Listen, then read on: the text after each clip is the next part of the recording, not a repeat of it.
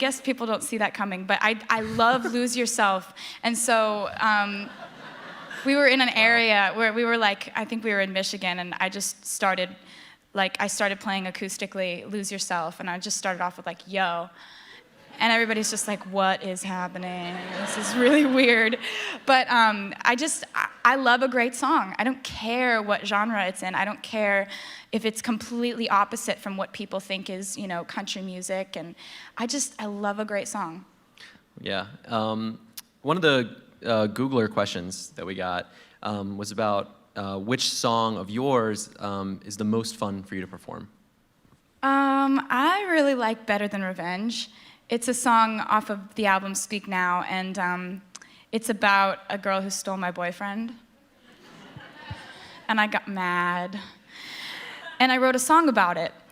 And we do this, it's just furious and angry and fun, and we have this gigantic bridge that drops down from the ceiling, and me and my two backup singers are on the bridge just throwing our hair around and headbanging. And so that's a really fun one to do. And for me, they're all really, I think Dear John has a fun payoff. Yeah. If you go see the show, I really love singing that, because in the end it's got this, pyro-filled payoff in the end. Would you say those are two of the songs that get the crowd going the most, or are there other ones? I'd say, you gotta come to a show, because the crowds are really kind of steadily, ear-piercingly loud throughout the whole show. They're amazing. It's really hard to gauge which is the moment that they're the loudest, because they're just really, really loud all the time. Here's a funny question. This is from Allie Law in Dunlap, Tennessee. You seem like the kind of person that would name their guitars. Do you name your guitars, and what are their names? I do seem like that kind of person, but I haven't done it yet. I kind of think back on the situations when I got them, when I fell in love with that particular guitar.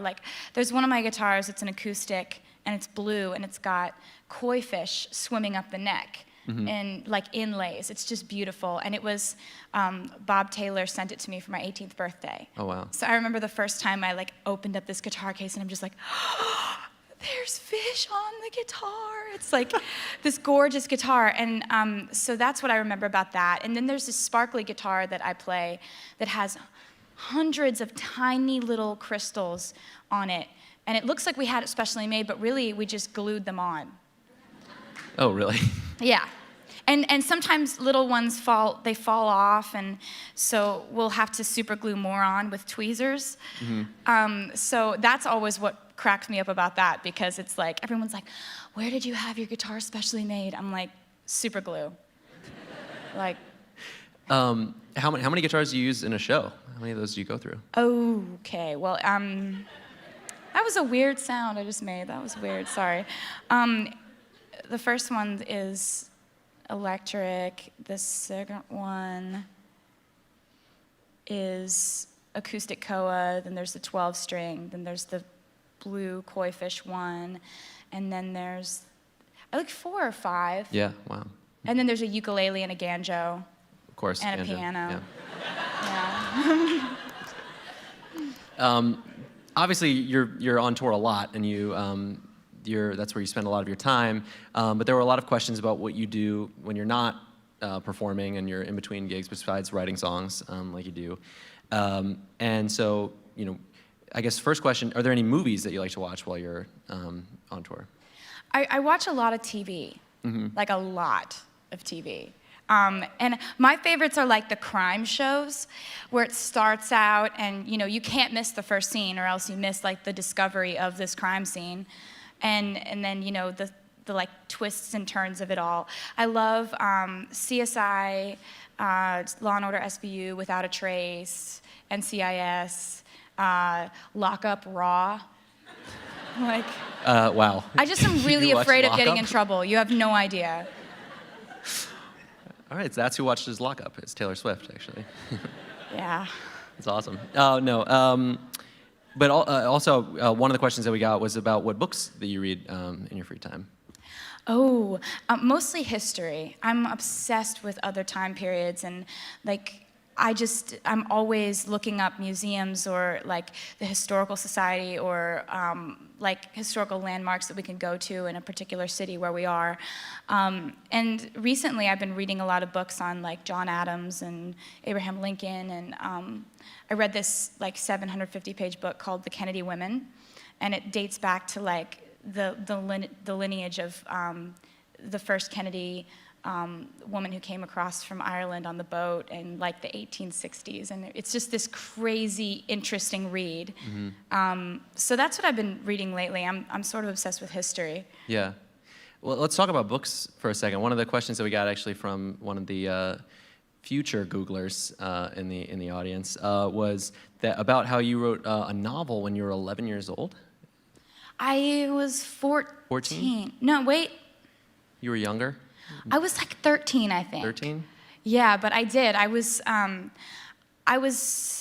have a lot of different epiphanies. I always have different ideas as to like, ooh, you know, this would be a good idea. And one summer I was at the shore. We used to spend our summers in Stone Harbor, New Jersey, and all my friends were back in Pennsylvania, and so I had nothing to do.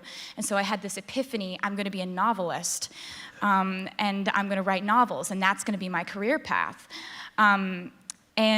So I would write different chapters of this book and send them back to my friends, and I'd write them into the book under different names, but totally describe their personalities. And it was a really fun way to spend the summer. And my parents were so frustrated because I would never go outside. I'd just be like locked in this little study with my computer. But I've always been a writer first. It's my favorite thing is how you can convey a thought or a story or completely describe a character or a situation through words, and the right combination of words, and the whole process of editing and re-editing and rethinking and imagining, and you get these little mini just epiphany ideas that come to you. And I think that that's what I loved about writing the novel, and it's what I love about poetry, and it's what I love about songwriting. Yeah. While we're on this topic of things you do while you're on tour and stuff, we had a lot of questions about what it is that you like to do when you're on tour and you're not performing. Is there any other things that you like to spend your time doing? What I love to do, you know, I watch a lot of TV. Right. Crime shows. Yeah, crime shows. That's pretty much the hobby list. So we have another question from a Googler here. It says, as a father of a teenage daughter, it's great to see that solid songwriting and hard work can get recognized. Do you have any advice for young aspiring musicians? Absolutely. I think that you have to love it more than anything else, and you have to love it for so many more reasons other than your idea of what the end result could be. Like, you don't make an album so that you can get a platinum record to hang on your wall. Right. And you don't go on tour so that you can hang the sold-out plaques up in, you know, your bedroom. It's like, it's so many little stepping stones, and so many people have this idea that it's like you get discovered, and then you get the record deal, and then you record the song, and then the song goes #1, and then, you know, and it's like, it's never like that.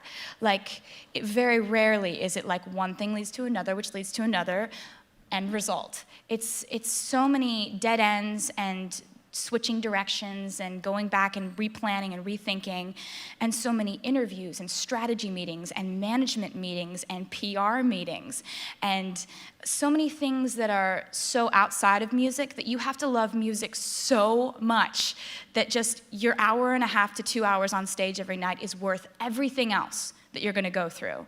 And also, I would say play your own instrument because it's easier than dragging around like a karaoke machine. You know, like when you're starting out, you have to provide your own background music, and it's just so much easier to play your own instrument. Okay, cool. All right, so we have one last question. This is a video question, another video question, and it comes from Chicago, Illinois. It's a little bit different than some of the questions we've been talking about. So let's roll that. Hey Taylor, it's Nick. I have a question for you. What does being beautiful mean to you? I mean, define your definition of beauty. What beauty means in your eyes, and why? love him. I think for me, beauty is sincerity. I think that there are so many different ways that someone can be beautiful. You know, someone's so funny that it makes them beautiful no matter how they look, because they're sincere in it. Or somebody's like really emotional and like moody and thoughtful and stoic, but that makes them beautiful because that's sincerely who they are. Or you look out into the crowd and you see someone so happy that they're smiling from ear to ear, and that sincerity comes through. I think that's what makes somebody beautiful. And I've never felt like there's just one way to be beautiful, you know, tall or short, straight hair or curly, or whatever. Some people have their definitions of their types. You know, for me, I think that when I meet someone and there's that magical thing about them that makes them unforgettable, it's that they're sincere and honest in whoever they are. Be that funny, happy, sad, you know, going through a rough time, sarcastic. I think that these personality traits that come through when somebody is really sincere is what makes them beautiful. Cool. I think that's a great note to end this on. Since this is a YouTube interview, there's sort of a tradition that we have that, where are they? Oh, there they are. So it's honorary for me to give you a pair of the YouTube tube socks. Thank you.